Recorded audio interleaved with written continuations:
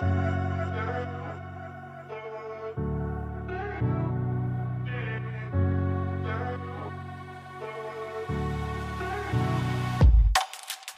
מאזינים לפשוט עברית עם עומר גלילי.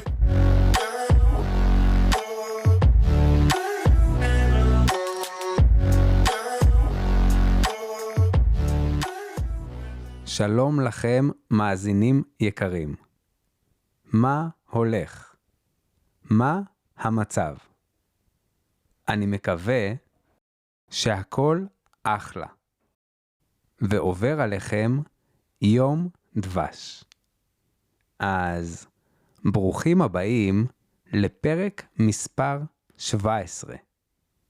והיום נדבר על מה שקורה לפני הגיוס לצבא.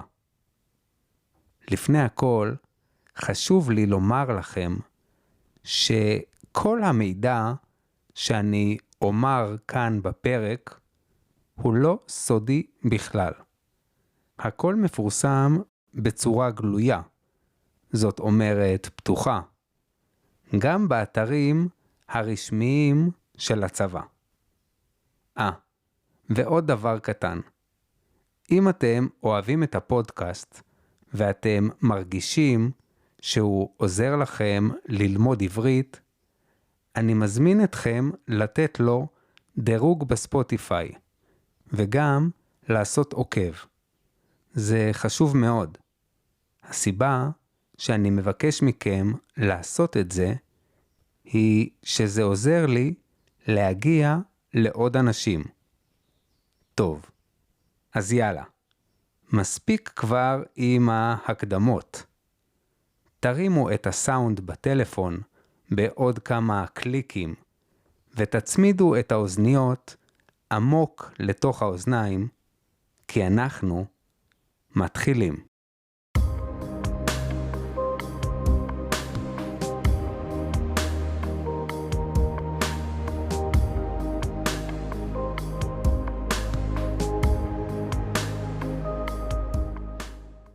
אם אתה לא גר בישראל ולא מכיר ממש איך הדברים קורים פה, אז קל לך אולי לחשוב שאת הגיוס לצבא עושים במכה.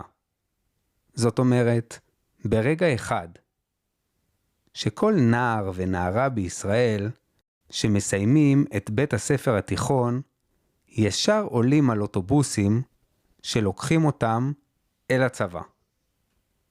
קצת כמו בסרטים האמריקאים של פעם, כשהגיבור של הסרט מחליט יום אחד שזהו, שהוא רוצה להתגייס, זאת אומרת, ללכת לצבא. אז הוא חותם על כמה ניירות, וכבר באותו יום, או מקסימום ביום הבא, הוא נמצא על האוטובוס בדרך לבסיס.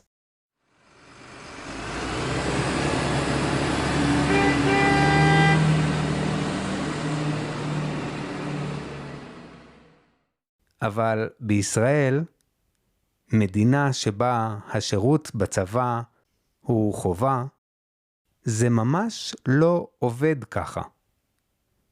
בגלל שהשירות בצבא הוא חלק כל כך רגיל מהמסלול שכולם עוברים, אז ההכנה לצבא מתחילה ברוב המקרים הרבה קודם.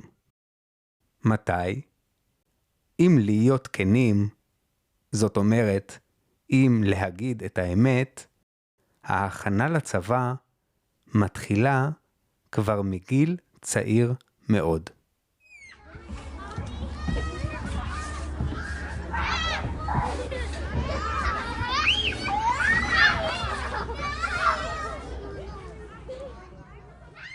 כמעט לכל מי שנולד בישראל, יש אבא ואמא ששירתו בצבא. וכבר מגיל קטן הוא שומע מהם סיפורים וחוויות על הזמן שהם היו בצבא. ההורים שלי למשל הכירו אחד את השנייה בזמן שהיו יחד באותו הבסיס. והשאר, כמו שאומרים, היסטוריה. הפירוש באנגלית של המילה בסיס הוא base, ובספרדית בסה. בישראל, כבר מגיל מאוד צעיר, אתה רואה אנשים שאתה מכיר לבושים במדים. מדים אלו הבגדים שהחיילים לובשים. כבר מגיל צעיר, אתה רואה את האחים הגדולים שלך לובשים מדים. את הדודים שלך לובשים מדים. או אפילו את הבת החיילת של השכנים שגרים ממש בדירה ליד באותו הבניין. אם גם לכם יצא פעם לבקר בישראל, אז אתם יודעים על מה אני מדבר. כי בישראל יש חיילים בכל מקום. באוטובוסים, ברכבות, ברחוב, במסעדות, וכמובן שבחדשות. זאת אומרת שכבר מגיל קטן, כל ילד וילדה בישראל יודעים, גם אם לא ממש אמרו להם את זה, שיום אחד גם הם כנראה ילכו לצבא.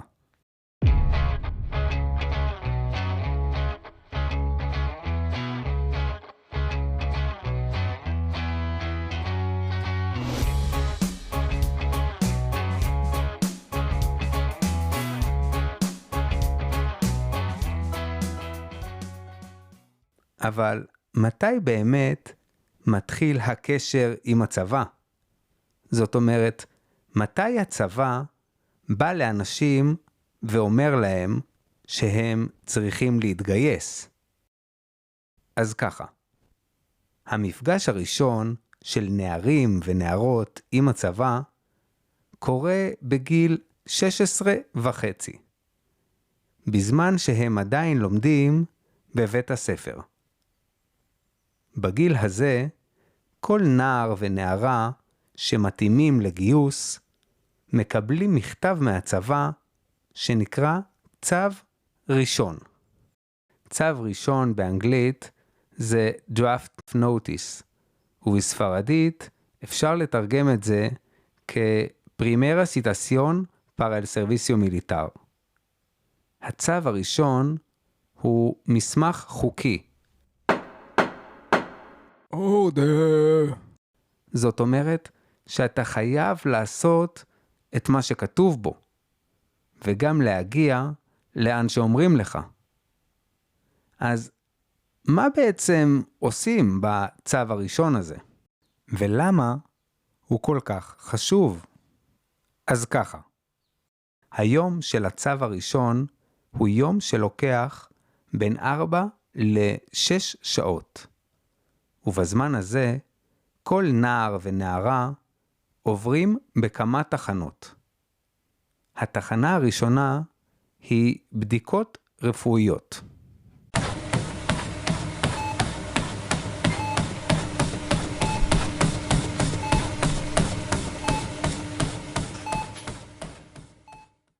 בצבא, קודם כל רוצים לדעת אם אתה בריא, ואם אתה יכול להיות בצבא או לא.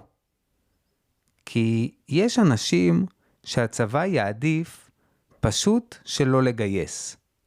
לדוגמה, אנשים עם מחלות כרוניות חמורות כמו אפילפסיה או בעיות בלב, אנשים עם בעיות פיזיות או נפשיות קשות, ולפעמים זה גם לא משהו אחד, אלא שילוב של כמה דברים ביחד.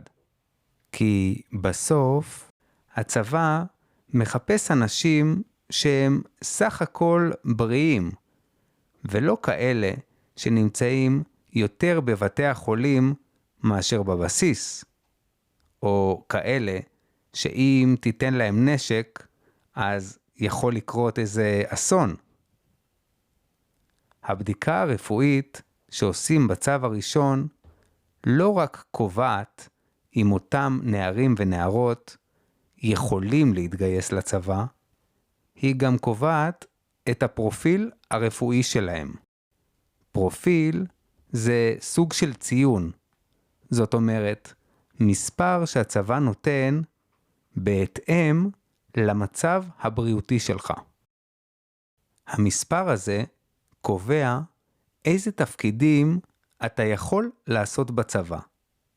וכמו שתראו, זה לא חלוקה מ-0 ועד 100, כמו שאנחנו רגילים, אלא זו שיטת מספרים אחרת, שיש רק לצבא, ואין בה ממש היגיון. הנה דוגמה. מי שנמצא במצב בריאותי מצוין, מקבל פרופיל 97, שזה הכי גבוה שיש. זה אומר שהוא יכול להיות ביחידות הכי קרביות והכי טובות בצבא. אז למה רק 97 ולא 100? טוב, זה קצת מורכב. אז בואו נגיד רק כי ככה החליטו בצבא, ונעבור הלאה. מי שיש לו בעיה בריאותית קלה, כמו ראייה קצת פחות טובה, או בעיות בגב, הוא יקבל פרופיל 82.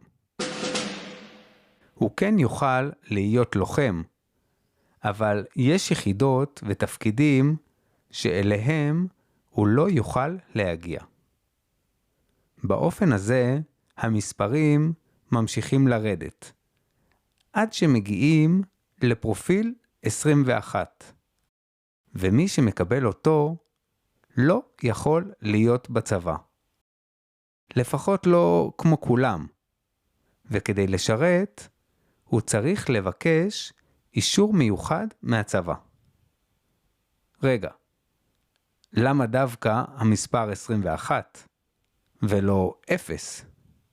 טוב, נראה שבשלב הזה אתם כבר מבינים בעצמכם. לצבא יש היגיון משלו. שנמשיך? אז ככה. אחרי שהצבא קובע לך פרופיל בריאותי ויודע איזה תפקידים אתה יכול לעשות מבחינה פיזית, הוא רוצה לבדוק גם את היכולות האישיות והשכליות שלך. במילים אחרות, הצבא רוצה לדעת אם אתה מתאים להיות בתפקידים שצריך בהם הרבה אחריות ומחשבה. גם לחלק הזה יש ציון, והוא נקרא קאבה. קאבה אלו ראשי תיבות של המילים קבוצת איכות. בגלל שהנושא שלנו קשור לצבא, אז אני מזהיר אתכם כבר מעכשיו. הולכים להיות לנו עוד כמה ראשי תיבות במהלך הפרק. ראשי תיבות באנגלית זה אקרונים, ובספרדית סיגלס. בשביל לקבוע את הציון של הקאבה, עוברים הנערים והנערות בשתי תחנות נוספות.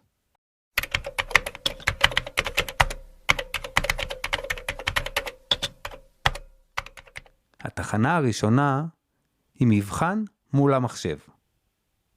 המבחן, שלוקח בין שעה לשעה וחצי, בודק בעצם איך אתה חושב וכמה אתה טוב בלפתור בעיות. התחנה השנייה היא ראיון.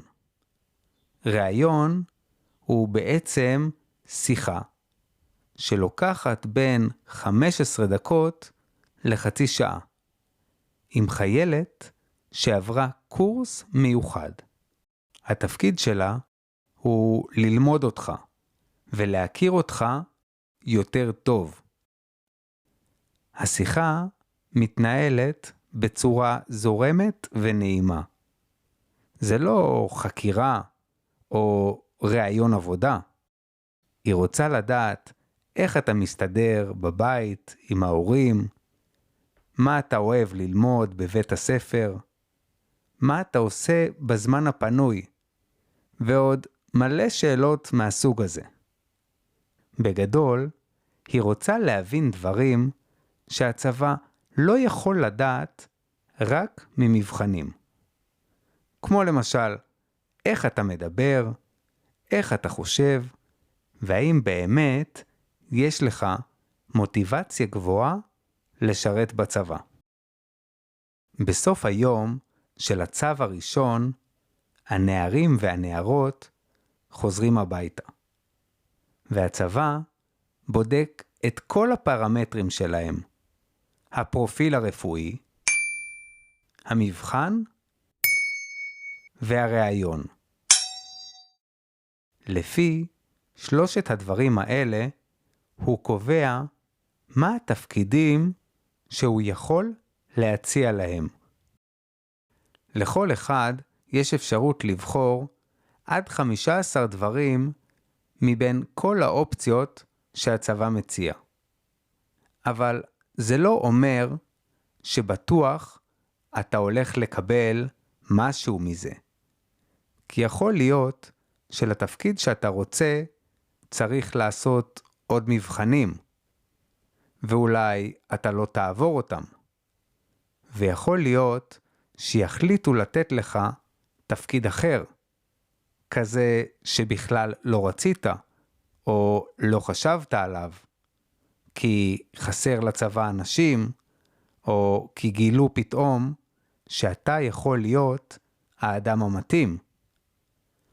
אם קרה שלא קיבלת את מה שרצית, אז לא הכל אבוד. אתה כן יכול לנסות לשנות את זה. אבל קח בחשבון שלא בטוח שהצבא יסכים. לפעמים יגידו לך שתחכה עד לגיוס, וששם תנסה לשנות את זה. ממש כמו בשדה התעופה, כשאתה מקבל כיסא בשורה האחרונה, זאת שקרובה לשירותים, ובצ'ק אין אומרים לך לחכות עם זה עד שתגיע לבורדינג, וששם תנסה לשנות את זה. העניין הוא שהצבא זה לא טיסה של 3 שעות, אלא שירות של 3 שנים לבנים ו2 לבנות.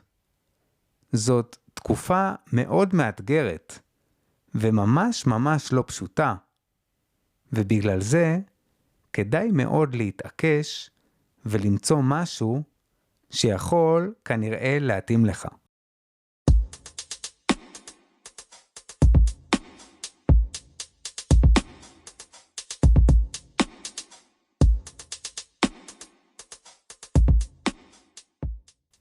אז דיברנו על הצו הראשון ואיך הוא משפיע על התפקידים שאפשר לעשות בצבא. אבל יש עוד משהו שחשוב לדבר עליו, וזה הגדנ"ע. גדנ"ע זה ראשי תיבות של גדודי נוער עברי. אני לא אתעכב איתכם על המשמעות של השם, כי זה לא כזה חשוב. מה שחשוב לדעת זה שהגדנ"ע הוא בעצם סוג של סמינר, שבו תלמידי בית הספר, בדרך כלל בשכבות י"א, בגילאי 17, מקבלים טעימה קטנה מהצבא. זאת אומרת שבמשך 4 או 5 ימים הם הופכים לחיילים, עם מדים, בבסיס צבאי, וגם עם מפקדים אמיתיים. לפני שאני אספר לכם על זה קצת יותר בהרחבה, חשוב לי לומר שלא כל בתי הספר עושים גדנ"ע. זה לא משהו שהוא חובה, אבל זה כן משהו מאוד מקובל במערכת החינוך. ורוב בתי הספר החילוניים או הדתיים לאומיים כן משתתפים בזה.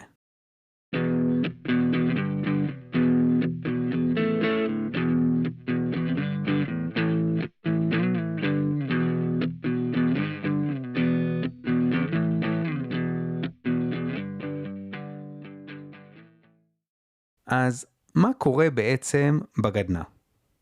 בגדנ"ע התלמידים לומדים מה זה משמעת צבאית. הפירוש באנגלית של המילים משמעת צבאית היא military discipline, ובספרדית דיסציפלינה מיליטר. Howdy, soldier. זה אומר בעצם שהם חייבים ללכת כל היום עם מדים. הם צריכים גם לעמוד זקוף, זאת אומרת ישר, כשהמפקד או המפקדת מגיעים. אסור להם לדבר או לזוז בלי רשות, אפילו אם הם ממש חייבים ללכת לשירותים. בעצם כמעט כל דבר הוא אסור, אלא אם כן אומרים להם שהוא מותר. חוץ ממשמעת צבאית, יש לתלמידים גם שגרה צבאית. זאת אומרת, רוטינה צבאית. ומה זה אומר?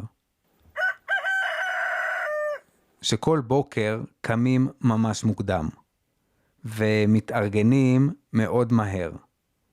זאת אומרת, מתלבשים, מצחצחים שיניים, ומסדרים את המיטה ואת המצעים שיהיו ממש ממש ישרים. אחר כך עושים קצת ספורט, ואז יש פעילויות ושיעורים שקשורים לצבא, ולומדים לעבוד גם יחד כקבוצה. את הארוחות אוכלים כולם בחדר האוכל של הבסיס, אבל שלא כמו בבית, הזמן של הארוחות בגדנ"ע הוא הרבה יותר קצר. בדרך כלל בין 15 דקות לחצי שעה.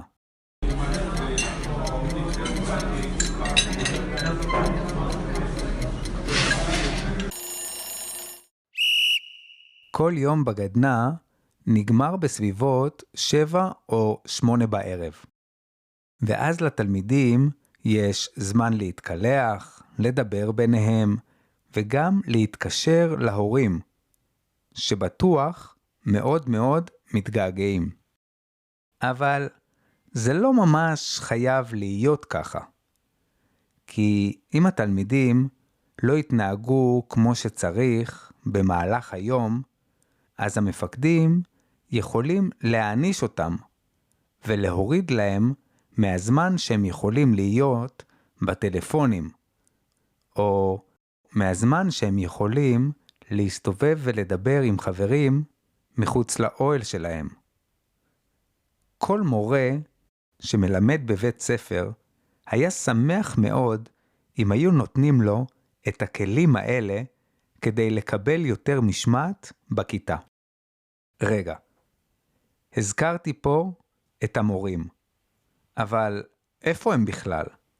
לא אמרנו בהתחלה שהגדנ"ע זה משהו שעושים במסגרת של בית הספר?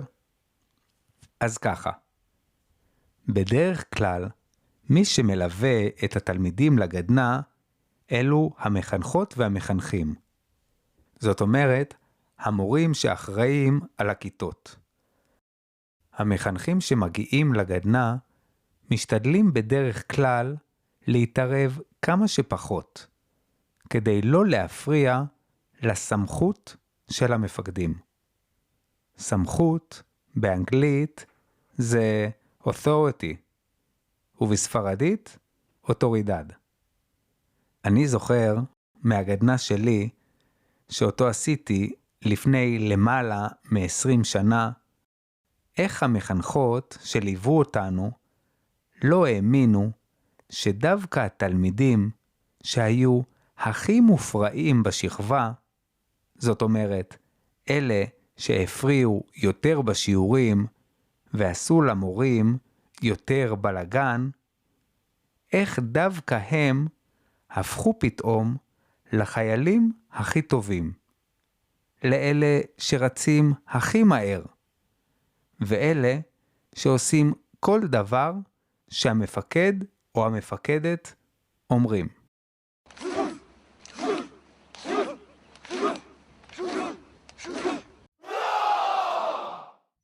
יש לזה כמובן לא מעט סיבות, ואני אגיד רק את העיקר. בסוף, הגדנ"ע זה סוג של לוח חלק, טבולה ראסה. המפקדים שם לא מכירים את התלמידים שמגיעים, ולמי שקשה יותר בבית הספר, יש פתאום הזדמנות שנייה להוכיח את עצמו, ולהיות בפעם הראשונה מצטיין. זאת אומרת, הכי טוב מכולם. הרבה פעמים, דווקא התלמידים הטובים של בית הספר, אלה ששואלים הרבה שאלות ורגילים שהמורים מכבדים אותם, דווקא להם הרבה יותר קשה. כי פתאום הם חייבים לעשות דברים בלי שהם מקבלים הסבר הגיוני למה צריך לעשות אותם. כמו ללכת בצורה מסוימת, או לעמוד ישר כל פעם שהמפקדים מגיעים. בשבילם זה ממש לא פשוט. והרבה פעמים זה גם גורם להרבה קושי ותסכול. אבל כל זה נעשה בכוונה. בצבא מעדיפים שאם יקרה לך משבר, זאת אומרת שאם יהיה לך פתאום מאוד קשה, אז שזה יקרה לך בגדנ"ע, כשאתה עדיין תלמיד, ולא קשור באמת לצבא. והכל זה רק סימולציה.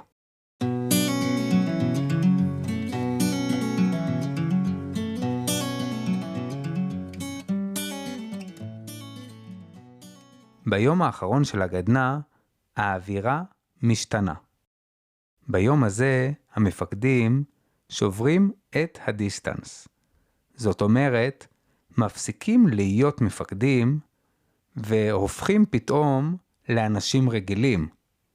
כאלה שהתלמידים יכולים לקרוא להם בשם הפרטי, ואפילו לדעת עליהם כל מיני דברים שהם שמרו בסוד ולא גילו במשך כל השבוע. זה החלק שבו כל הלחץ והמתח יורדים, והתלמידים חוזרים להיות שוב תלמידים. רק הפעם קצת יותר מוכנים ממקודם למה שמצפה להם בצבא. רגע לפני שממשיכים, אני רוצה לבקש מכם משהו קטן. אם אהבתם את הפודקאסט ואתם מרגישים שהוא עוזר לכם ללמוד עברית, אתם מוזמנים לתמוך בי דרך אתר קופי. הלינק שלו נמצא באינפו של הפרק, וגם בדף הפייסבוק שלי. זו דרך פשוטה לתרום לפודקאסט, ולקבל גישה לתכנים מיוחדים שפתוחים רק לתומכים. התרומה היא קטנה, אבל בשבילי היא משמעותית מאוד, ועוזרת לי להמשיך ליצור פרקים איכותיים. ועוד דבר, אם בא לכם לעבוד עוד על העברית שלכם, אפשר גם לקבוע איתי שיעורים פרטיים אונליין. אל תדאגו. לא חייבים ללמוד קשה. אפשר פשוט לדבר עברית וליהנות. אז תזכרו את כל זה, כי עכשיו אנחנו חוזרים לפרק. אם אתם זוכרים, דיברנו קודם על הצו הראשון, ושאחריו מקבלים 2 ציונים. אחד זה הפרופיל הרפואי, והשני זה הקב"א. גם אמרנו שמי שמקבל ציונים גבוהים יותר, יכול להגיע לתפקידים נחשבים יותר בצבא. כאלה שיותר קשה להתקבל אליהם. בתקופה שבין כיתה י"א לכיתה י"ב, זאת אומרת בגילאים של 17 ו-18, אותם נערים ונערות שקיבלו ציונים גבוהים בצו הראשון, מקבלים מהצבא הזמנה כדי לעשות עוד מבחנים.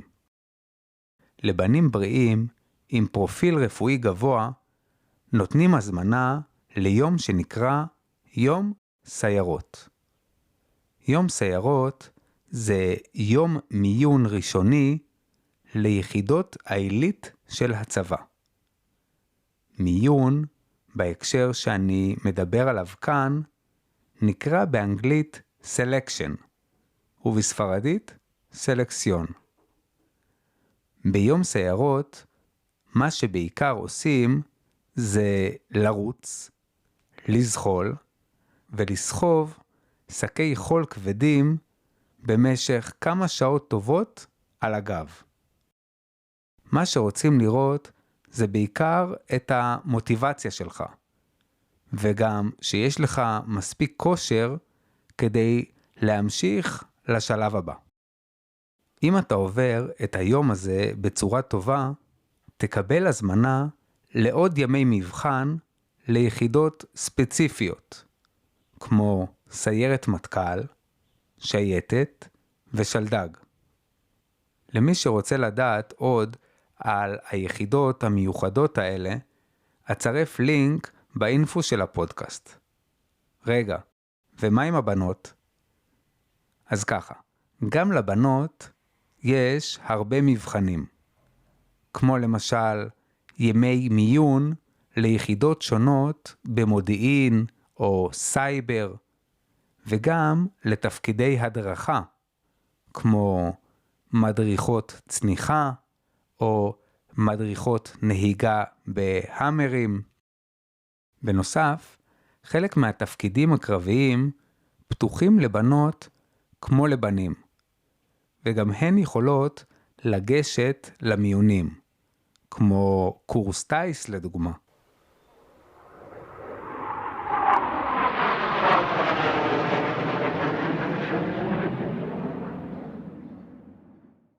חשוב להבין שיש הרבה מאוד לחץ להצליח במבחנים האלה. לא רק בגלל שהם יכולים להשפיע על השירות הצבאי, אלא גם בגלל שהשירות הצבאי יכול להשפיע גם על מה שבא אחר כך. למה הכוונה? נערה שעוברת את המבחנים ומתקבלת למשל ליחידת מודיעין טובה, יכולה אחרי הצבא להתחיל לעבוד בכל מיני חברות הייטק שמציעות שכר מאוד גבוה, כבר מההתחלה. לפעמים זה פי 2 ו3 יותר מאנשים שלא היו בתפקיד כזה בצבא. אותו דבר גם לנער שעבר את המבחנים והגיע לקורס טייס. אפילו אם אותו נער בסוף לא הפך להיות טייס, רק בגלל שהוא נמצא בחיל האוויר, אז הוא כבר כנראה יכיר אנשים שבסוף הצבא יוכלו לעזור לו עם עבודה.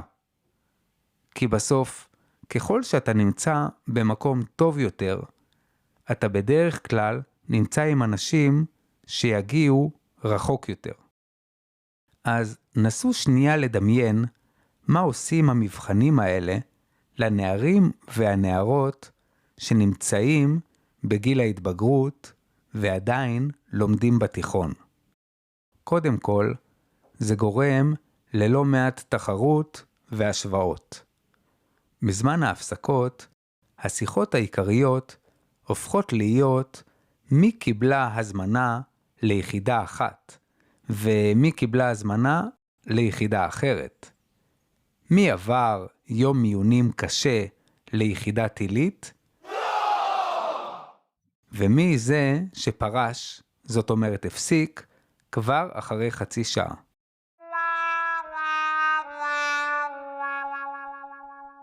וזאת לא הבעיה היחידה.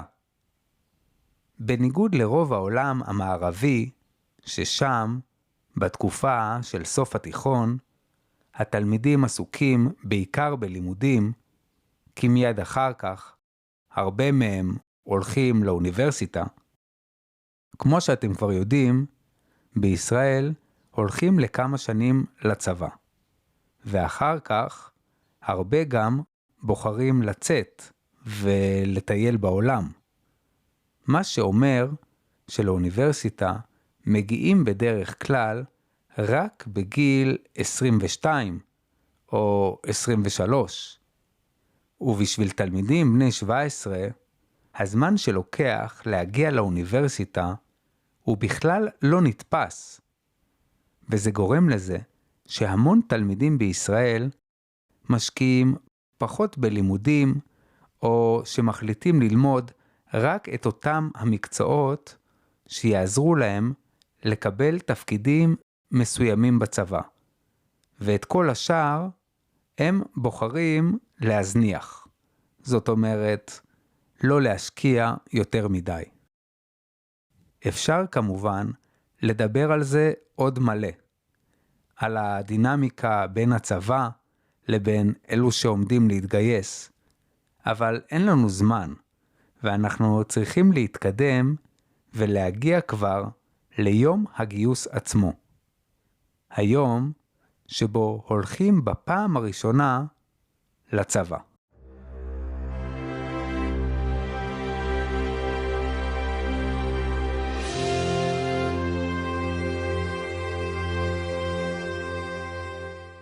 יום הגיוס לצבא שונה מאוד מאחד לשני.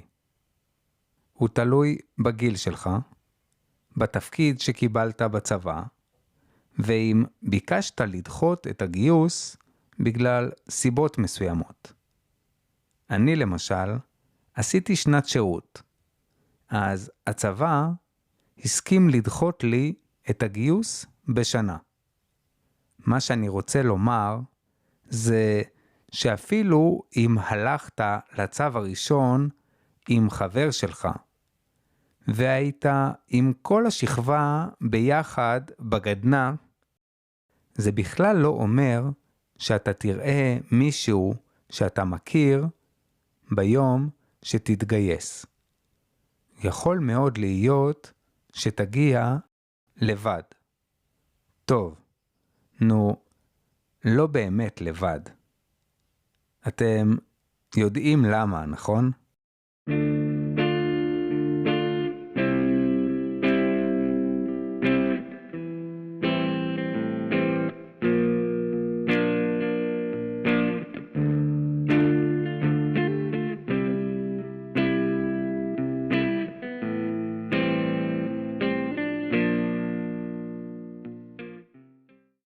בלילה, לפני הגיוס שלך לצבא, כנראה שלא ממש תצליח לישון. הראש שלך יהיה מפוצץ ממחשבות. אחרי הכל, התכוננת ליום הזה מאז שאתה קטן. מאז שההורים שלך סיפרו לך על איך שהם הכירו בצבא. מאז שראית את האחים שלך, את בני הדודים שלך, ואפילו את הבת של השכנים הולכים עם מדים. ולא רק אתה לא תצליח לישון. גם ההורים שלך יישארו ערים. גם הראש שלהם יהיה מפוצץ מפחדים ודאגות. גם הם תמיד ידעו שיגיע הרגע שבו אתה תצטרך להתגייס. אבל בניגוד אליך, הם לא ממש חיכו לזה. הם קיוו, למרות שזה אולי נראה לא הגיוני, שכשתהיה גדול לא יהיו יותר מלחמות, ואתה כבר לא תצטרך ללכת לצבא.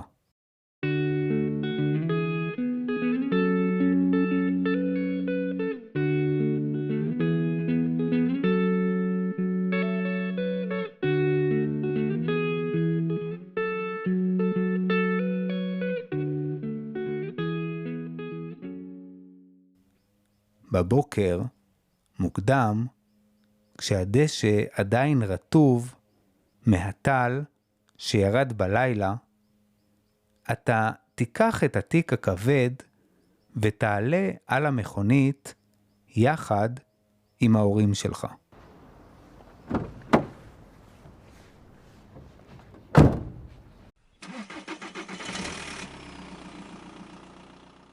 הנסיעה לבסיס שאליו אתה אמור להגיע תהיה שקטה ומתוחה.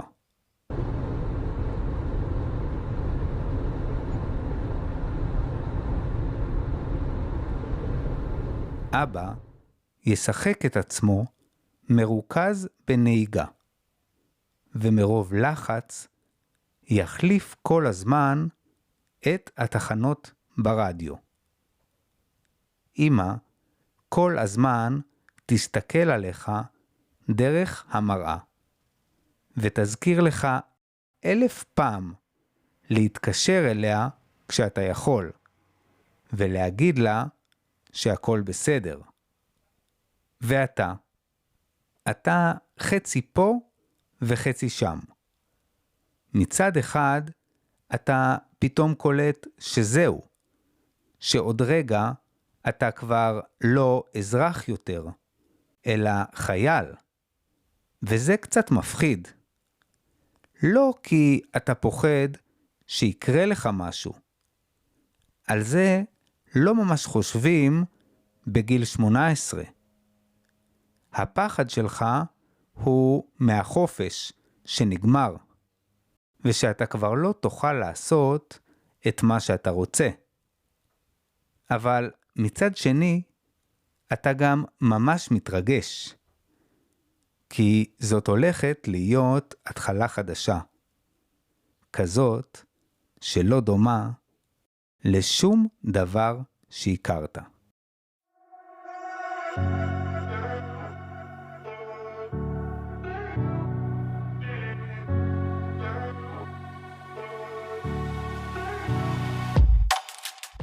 זה היה הפרק על לפני הגיוס לצבא. אני רוצה מאוד להודות לכם על זה שאתם מקשיבים לפודקאסט, ושולחים לי הרבה תגובות והערות. חשוב לי שתדעו שזה ממש דוחף אותי להמשיך, ולהכין עוד פרקים על נושאים שונים ומגוונים. אני מקווה מאוד שנהניתם מהפרק, וגם הפעם למדתם משהו חדש. אז זה הכל להפעם, ואנחנו נתראה כרגיל בפרק הבא של פשוט עברית.